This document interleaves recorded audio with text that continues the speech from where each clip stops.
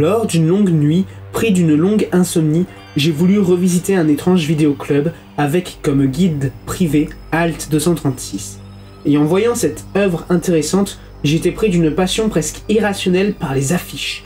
Je voulais faire quelque chose de cette nouvelle passion qui m'a pris, et c'est là que j'ai eu l'idée de faire une vidéo où je partagerai mon ressenti sur l'horreur et où j'expliquerai mon rapport avec ce genre plutôt intéressant et qui a marqué une partie de ma vie, et ce encore aujourd'hui. Éteignez les lumières, installez-vous avec votre boisson chaude et mettez le son à fond. Vous entrez dans la part sombre de mon âme et vous allez découvrir mon amour pour l'horreur et comment est venue cette passion. Sur ce, je vous souhaite une bonne vidéo, en espérant que cette exploration angoissante vous plaira. Étant petit, j'ai eu la chance de voir le film Monster Mash, ou encore Qui a peur des monstres, qui m'a fait commencer à aimer l'horreur. Puis j'ai découvert Scooby-Doo, les Gremlins, Monster Mash, Le Vrai, et surtout un film, que je n'ai pas vu à l'époque mais que je sautais regarder lors de mes siestes, La fiancée de Chucky, et dire que je suis pédiophobe. Mais je n'étais pas intéressé par l'horreur à l'époque, au contraire, cela ne m'intéressait pas car j'étais trop petit et je n'avais pas envie d'avoir peur.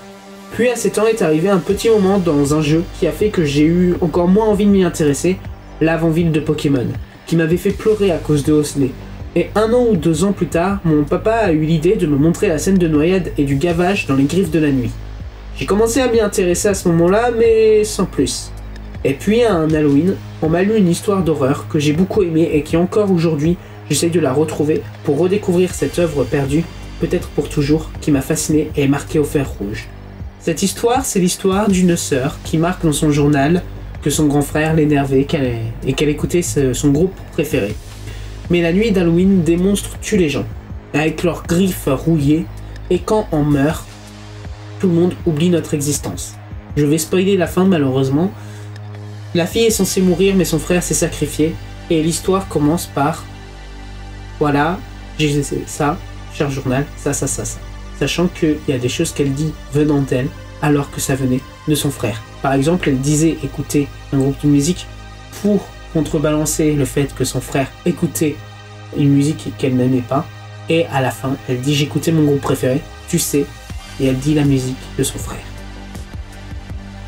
Des années plus tard, mon demi-frère voulait découvrir l'horreur, et mon père, fan d'horreur, nous a montré The Faculty et La main qui tue, pour commencer doucement dans l'horreur, ensuite Zombieland et Shaun of the Dead. On suivit, et enfin vient Freddy, celui dont j'avais vu des extraits, celui qui va marquer ma passion de l'horreur, celui dont je suis devenu fan et qui encore aujourd'hui m'inspire dans l'horreur et la mise en scène. Je parle du maître des cauchemars.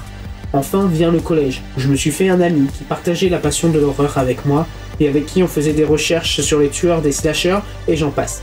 Il était façonné par Saw et Amityville, là où moi j'étais façonné de Freddy et Stephen King. En effet, en 4e, j'ai eu une professeure fan d'horreur, avec qui je parlais lors de mes pauses, et qui me conseillait des romans. Frankenstein, Dracula, La Vénus d'Île, ou encore Le Horla. Et cette année, mon tonton m'a offert pour mon anniversaire Shining, un livre que ma mère ne voulait pas que je lise, car elle avait vu la scène du Red Rum qui s'affiche sur votre écran, et elle a accepté à ce moment-là que je le lise. Me voici dans l'univers du King, un univers fascinant et angoissant à la fois, où l'horreur est dans chaque recoin de notre monde, et où la peur dégouline sur vous, comme l'eau lorsque vous vous douchez. Et pourquoi je raconte tout ça? Pourquoi je parle de ce que j'ai vécu et où est le rapport avec les affiches? Eh bien disons que cela sert d'introduction, et que maintenant on va rentrer dans le vif du sujet. Avec cette petite introspection sur comment j'ai découvert et aimé le genre horrifique, on peut voir que des œuvres m'ont marqué, mais que parmi ces œuvres, une ressort plus que les autres, Les Griffes de la Nuit. Mais qu'ai-je aimé dans ce personnage, dans cet univers et dans cette écriture? Le fait que toutes les limites que nous connaissons soient brisées. Freddy brise les murs entre rêve et réalité, lui donnant un panel de possibilités immenses et offrant un choix d'exécution inimaginable. Le visuel des films m'avait aussi beaucoup marqué, et c'est là que l'on va voir ce qui m'intéresse dans l'horreur. Mais avant, pour moi, qu'est-ce que l'horreur?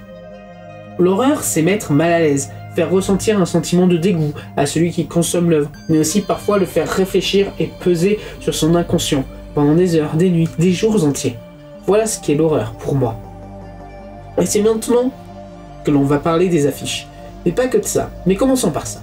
J'aime énormément les affiches de films d'horreur, car elles font ressentir l'angoisse en des couleurs que j'aime énormément, et surtout l'esthétique et le côté gore, tout en n'étant qu'une image, permet de créer des scénarios dans nos têtes. Cela permet de s'imaginer à comment on est arrivé à ce moment qui est mis en pause pour l'éternité.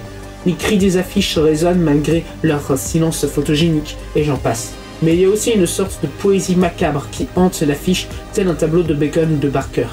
Chaque affiche est une œuvre d'art permettant de donner envie de découvrir le film ou aussi la série.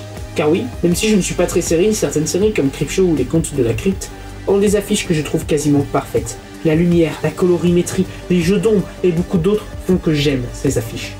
Et parfois, les films arrivent à avoir cette même esthétique que leur affiche. Reanimator, Freddy, on revient à lui, Terror Vision ou encore House qui ont des effets pratiques et surtout des concepts intéressants, des couleurs intrigantes et des concepts assez forts. Car oui, l'horreur n'est pas que dans le visuel.